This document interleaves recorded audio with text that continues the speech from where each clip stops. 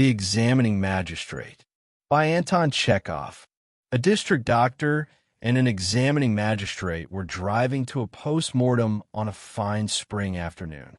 The magistrate, a man of about 35, gazed thoughtfully at the horses and said, "Nature holds many dark and mysterious secrets, doctor. But even in everyday life, one often encounters phenomena that absolutely defy explanation. I know of several strange, enigmatic deaths that only spiritualists or mystics would dare to explain. A man with a clear head can only throw up his hands in bewilderment. For instance, I knew a very cultured lady who predicted her own death and died on the exact day she had named, without any visible cause. She said she would die then, and she did. There is no effect without a cause," said the doctor. "If there is death, there is a reason. As for the prediction, there is little wonder in that. All our women folk possess a gift for prophecy and premonitions. That may be so, but this lady, doctor, was quite extraordinary. There was nothing of the old wives' tale in her prediction or her death. She was a young woman, healthy, clever, and free from any superstitions. She had such intelligent, clear, honest eyes, an open, sensible face with a light, characteristically Russian smile in her gaze and on her lips. The only thing about her that was typically feminine was her beauty. She was as slender and graceful as that birch tree over there, and her hair was magnificent. To help you understand her better, I should add that she was a person full of infectious gaiety, carefree spirit, and that bright, good-natured lightheadedness found only in thoughtful, simple-hearted, cheerful people. Could there be any talk of mysticism, spiritualism, or prophetic gifts here? She laughed at all of that. The doctor's carriage stopped by a well. The magistrate and the doctor drank some water, stretched, and waited for the coachman to finish watering the horses. "Well then, how did she die?" the doctor asked, as the carriage rolled along the road once more. "She died strangely. One fine day, her husband comes in and says it might be a good idea to sell the old carriage by spring, by something newer and lighter, and perhaps change the left horse, putting their horse Bobchinsky in the lead. His wife listened and said, 'Do as you like. It makes no difference to me now. By summer, I shall be in the cemetery.' The husband, of course, shrugged his shoulders and smiled. 'I am not joking in the least,' she said. 'I'm telling you seriously that I shall die soon.' 'How soon?' 'Immediately after childbirth. I will give birth and die.' The husband gave no weight to these words. He did not believe in premonitions, and, besides, he knew well that women in an interesting condition are prone to whims and gloomy thoughts. A day passed, and his wife told him again that she would die right after the birth, and then she said it every day. He just laughed and called her a fortune-teller and a hysteric. The thought of her approaching death became an idée fixe. Where her husband wouldn't listen, she went to the kitchen and spoke of her death with the nanny and the cook. "I haven't much longer to live, Nanny. As soon as the baby is born, I shall die. I should hate to die so young, but such is my fate." The nanny and the cook, of course, were moved to tears. Sometimes a priest's wife or a neighbor would visit. She would take them aside and pour her heart out, always about the same thing, her coming death. She spoke seriously, with a cold smile, even with a stern face that allowed no argument. She used to be a fashion lover, a dresser, but now, in view of her death, she gave it all up and became untidy. She stopped reading, stopped laughing, stopped dreaming aloud. More than that, she went to the cemetery with her aunt and picked out a spot for her grave, and 5 days before the birth, she wrote her will. And mind you, All this happened while she was in excellent health, without the slightest hint of illness or danger. Childbirth is a difficult business, sometimes fatal, but for the woman I'm telling you about, everything was going perfectly. There was absolutely nothing to fear. Finally, the husband grew tired of the whole story. One day at dinner, he lost his temper and asked, "Listen, Natasha, when will there be an end to this nonsense?" "It is not nonsense," she replied. "I am speaking quite seriously." "Nonsense. I would advise you to stop playing the fool, or you'll only be ashamed of yourself later." But then the time came for the birth. The husband brought the best midwife from the city. It was his wife's first time, but everything went as well as could be. When it was all over, the mother asked to see her baby.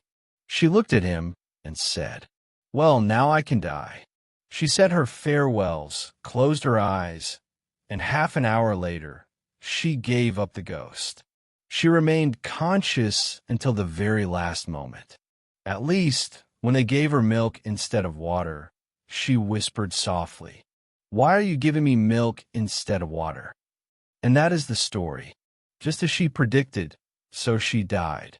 The magistrate fell silent, sighed, and said, "So, explain it to me. Why did she die?" "I give you my word of honor. This is no fiction. It is a fact." Reflecting, the doctor looked up at the sky. "She should have been autopsied," he said. "Why?" "To find the cause of death. She didn't die from her own prediction. She was poisoned, in all probability." The magistrate turned sharply toward the doctor and, narrowing his eyes, asked, "What makes you conclude that she was poisoned?" "I am not concluding. I am suggesting." "Did she get along well with her husband?" "Not entirely. Misunderstandings began shortly after the wedding. There was an unfortunate combination of circumstances. The deceased once caught her husband with another lady, though she soon forgave him. And which came first, the husband's infidelity or the idea of death?" The magistrate gazed intently at the doctor, as if trying to guess why he was asking such a question. "Wait," he replied after a pause. "Wait, let me remember." He took off his hat and rubbed his forehead. "Yes, yes, she started talking about death precisely soon after case." "Yes, indeed. Well, there you have it. In all likelihood, she decided to poison herself then and there. But since she probably didn't want to kill the child along with herself, she postponed the suicide until after the birth." "Hardly, hardly. That's impossible. She forgave him at the time. If she forgave him quickly, it means she was harboring a dark thought.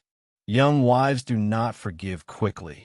The magistrate forced a smile and, to hide his visible agitation, lit a cigarette. "Hardly, hardly," he continued. "The thought of such a possibility never even entered my head. And besides, he isn't as guilty as it seems. He cheated in a strange way, without even wanting to. He came home late one night, a bit tipsy, wanting someone to lean on, and his wife was in an interesting condition, and then, damn it all, he runs into a lady staying as a guest for 3 days, a shallow, silly, unattractive woman. You can't even call that infidelity. His wife saw it that way herself, and soon forgave him. After that, it was never mentioned again." "People do not die without a reason," said the doctor. "That is true, of course, but still, I cannot admit that she poisoned herself. But it is strange how the possibility of such a death never occurred to me until now. No one thought of it. Everyone was so amazed that her prediction came true that the thought of such a death was far from our minds. No, she couldn't have poisoned herself. No." The magistrate fell into thought.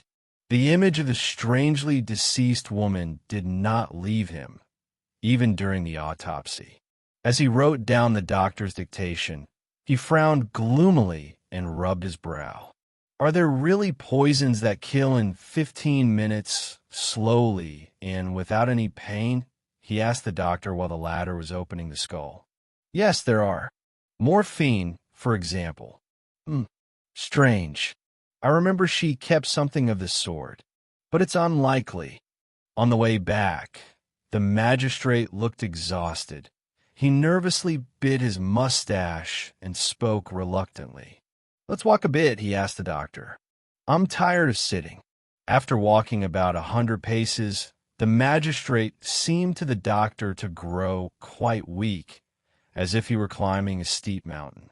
He stopped and, looking at the doctor with strange, almost glazed eyes, said, My God, if your suggestion is right, then this is cruel, inhuman. To poison herself just to punish another. Was the sin really so great? Oh, my God. And why did you give me this cursed thought, doctor? In despair, the magistrate clutched his head and continued. I was telling you about my own wife, about myself. Oh, my God. Yes, I was guilty. I offended her. But is it really easier to die than to forgive? That is exactly a woman's logic, cruel, merciless logic. Oh, she was cruel even then, while she lived. Now I remember. Now it is all clear to me. The magistrate spoke, now shrugging his shoulders, now clutching his head. He would get into the carriage, then get out and walk again. The new thought provided by the doctor seemed to have stunned him, poisoned him. He was lost, weakened in both soul and body. When they returned to town, he said goodbye to the doctor and refused dinner, even though he had promised the day before to dine with him.